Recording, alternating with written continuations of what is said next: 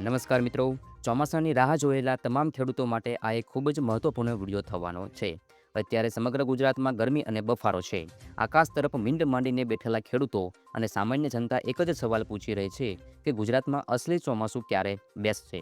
આજે આપણે આ વિડીયોની અંદર વિગતવાર વાત કરવાના છીએ કે ગુજરાતમાં કઈ તારીખથી વિધિસર વરસાદની શરૂઆત થશે, કયા વિસ્તારમાં સૌથી ભારે વરસાદ પડવાની સંભાવના છે અને વાવણી લાયક વરસાદ ક્યારથી જોવા મળશે.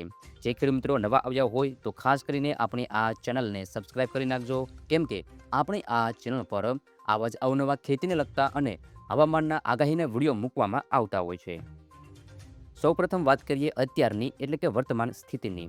હાલમાં ગુજરાતના મોટાભાગના વિસ્તારોમાં ખાસ કરીને સૌરાષ્ટ્ર, કચ્છ અને ઉત્તર ગુજરાતમાં સવારથી લઈને સાંજ સુધી તેજ પવન ફૂંકાઈ રહ્યો છે. પવનની ગતિ સામાન્ય કરતાં ઘણી વધારે છે. ઘણા વિસ્તારોમાં તો 50થી લઈને 60 કિલોમીટર પ્રતિ કલાકની ઝડપે પવનના જોરદાર ઝાપટા અનુભવી રહ્યા છે. આ પવનની સાથે સમુદ્ર તરફથી ભેજ પણ આવી રહ્યો છે, જેના કારણે હવામાં ભેજનું પ્રમાણ વધતા લોકોને બફારાનો સામનો કરવો પડી રહ્યો છે. ગરમી અને બફારાના આ બેવડા માર વચ્ચે લોકો માત્ર ને માત્ર વરસાદની રાહ જોઈ રહ્યા છે. દક્ષિણ ગુજરાતના કેટલાક ભાગોને બાદ કરતાં હજુ સુધી ક્યાંય પણ મોટો વરસાદ નોંધાયો નથી. માત્ર છૂટાછવાયા વિસ્તારોમાં હળવા છાંટા કે ઝાપટા પડ્યા છે. આગામી 2-4 દિવસ સુધી રાજ્યમાં આવી જ સ્થિતિ યથાવત રહેવાની શક્યતા છે. તો ફેરફાર ક્યારથી થશે? હવામાન વિભાગના અંદાજ પ્રમાણે 15 જૂન પછી વાતાવરણમાં મોટો પલટો આવી શકે છે. ખાસ કરીને સૌરાષ્ટ્રના દરિયાકાંઠાના વિસ્તારો જેવા કે ગીર સોમનાથ, અમરેલી અને ભાવનગર જિલ્લામાં પ્રી મોન્સૂન એક્ટિવિટી વેગ પકડશે. આ વિસ્તારોમાં છૂટાછવાયો વરસાદ થવાની પૂરેપૂરી શક્યતા છે. જ્યારે દક્ષિણ ગુજરાતની વાત કરીએ તો ત્યાં આજથી લઈને 17થી 18 જૂન સુધી હળવોથી મધ્યમ પ્રકારનો વરસાદ ચાલુ રહેશે.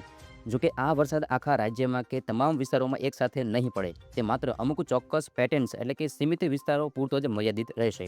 આ વરસાદ ગાજવીજ અને તેજ પવન સાથે આવી શકે છે, પરંતુ આને આપણે ચોમાસાની અસલી અને સાર્વત્રિક વરસાદ કહી શકીએ નહીં. હવે પ્રશ્ન એ થાય છે કે ચોમાસું કેરળમાં સમયસર પહોંચ્યા પછી ગુજરાત તરફ આગળ વધવામાં કેમ ઢીલું પડ્યું છે? 11 જૂનની આસપાસ ચોમાસું દેશના અન્ય ભાગોમાં આગળ વધ્યું હતું. ભારતીય હવામાન વિભાગના જણાવ્યા અનુસાર ચોમાસાને તેલંગાણા, આંધ્રપ્રદેશ અને તમિલનાડુના મોટાભાગના વિસ્તારોને કવર કરી લીધા છે. પરંતુ ચોમાસાની બે શાખાઓ હોય છે, એક બંગાળની ખાડીની શાખા અને બીજી અરબી સમુદ્રની શાખા. હાલમાં બંગાળની ખાડી તરફની જે શાખા છે તે મજબૂત બનીને આગળ વધી રહી છે, પરંતુ આપણી એટલે કે ગુજરાત તરફ આવતી અરબી સમુદ્રની જે શાખા છે તેની ગતિ અત્યારે મધ્યમ અથવા થોડી શાંત પડી ગઈ છે. મુંબઈમાં પણ સામાન્ય રીતે 10થી 11 જૂનની આસપાસ ચોમાસું બેસી જતું હોય છે, પરંતુ આ વર્ષ ત્યાં પણ ચોમાસાની તારીખ ચૂકી ગઈ છે. મુંબઈ અને મહારાષ્ટ્રના બાકીના વિસ્તારોમાં આગામી 2-3 દિવસોમાં ચોમાસું આગળ વધશે, ત્યારબાદ જ તે ગુજરાત તરફ ગતિ કરશે. ખેડૂત મિત્રો માટે સૌથી મહત્વના સમાચાર હવે છે.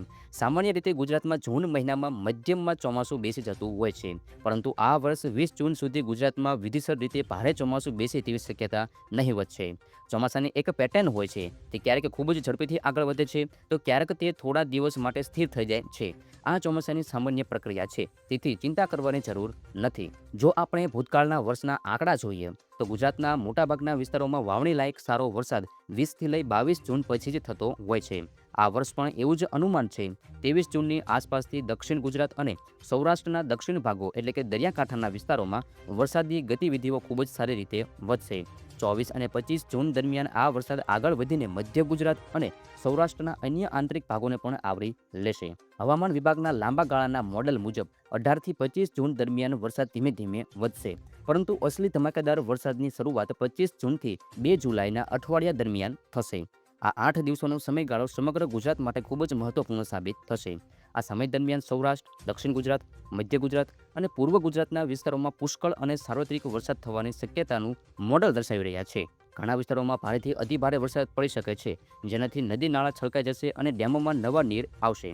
ઉત્તર ગુજરાત અને કચ્છના વિસ્તારોની વાત કરીએ તો ત્યાં અન્ય વિસ્તારોની સરખામણીએ વરસાદનું પ્રમાણ થોડું સીમિત રહી શકે છે, પરંતુ ત્યાં પણ વાવણી લાયક સારો વરસાદ થઈ શકે છે તેવી પૂરેપૂરી સંભાવના છે. ટૂંકમાં કહીએ તો જૂન મહિનાનું છેલ્લું અઠવાડિયું ગુજરાતમાં ચોમાસાની સત્તાવાર અને ભવ્ય એન્ટ્રી કરાવશે. હવામાન નિષ્ણાતોના મતે આ વર્ષ ચોમાસું પર અલ નીનોની સ્થિતિ પણ થોડી અસર કરી શકે છે. જોકે આ અલ નીનોની નકારાત્મક અસર ચોમાસાની શરૂઆતમાં એટલે કે જૂન અને જુલાઈ મહિનામાં જોવા નહીં મળે. જૂનના અંતમાં સારો વરસાદ થયા પછી જુલાઈના બીજા અઠવાડિયામાં વરસાદમાં થોડો વિરામ અથવા ઘટાડો જોવા મળી શકે છે. ચોમાસામાં પણ આ સામાન્ય છે કે એક મોટો વરસાદનો રાઉન્ડ આવ્યા પછી થોડા દિવસ વિરામ રહે અને પછી બીજો મોટો રાઉન્ડ આવે. નિષ્ણાતોના જણાવ્યા અનુસાર અલ નીનોની વાસ્તવિક અસર ચોમાસાના પાછલા ભાગમાં એટલે કે ઓગસ્ટ અને સપ્ટેમ્બર મહિના દરમિયાન જોવા મળી શકે છે. તેમ છતાં ચોમાસાની શરૂઆત ખૂબ જ શાનદાર થવાની છે. મોટાભાગના વિસ્તારોમાં ખેડૂતો સમયસર વાવણી કરી શકશે. કેટલીક જગ્યાએ અતિભારે વરસાદને કારણે મુશ્કેલી પડી શકે છે તો કેટલીક જગ્યાએ મધ્ય વરસાદ રહેશે. તો મિત્રો, અત્યારની ગરમીથી ગભરાવાની જરૂર નથી. આગામી 10થી 12 દિવસમાં મેઘરાજા આખા ગુજરાતના વિસ્તારોને કવર કરી લેશે. 23થી 25 જૂન વચ્ચે ચોમાસું જામશે. તમને આ માહિતી કેવી લાગી? તમારા વિસ્તારમાં અત્યારે કેવું વાતાવરણ છે? પવન છે કે બફારો? તે અમને નીચે કોમેન્ટ બોક્સમાં ચોક્કસ જણાવજો. હવામાનની આવી જ પળની અને સચોટ માહિતી માટે આ વિડીયોને વધુમાં વધુ લોકો સાથે શેર કરો અને અમારી આ ચેનલને સબસ્ક્રાઇબ કરવાનું ભૂલતા નહીં. ફરી મળીશું એક નવા વિશ્લેષણ સાથે. ત્યાં સુધી જોતા રહો અને જોડાયેલા રહો અમારી ચેનલ સાથે.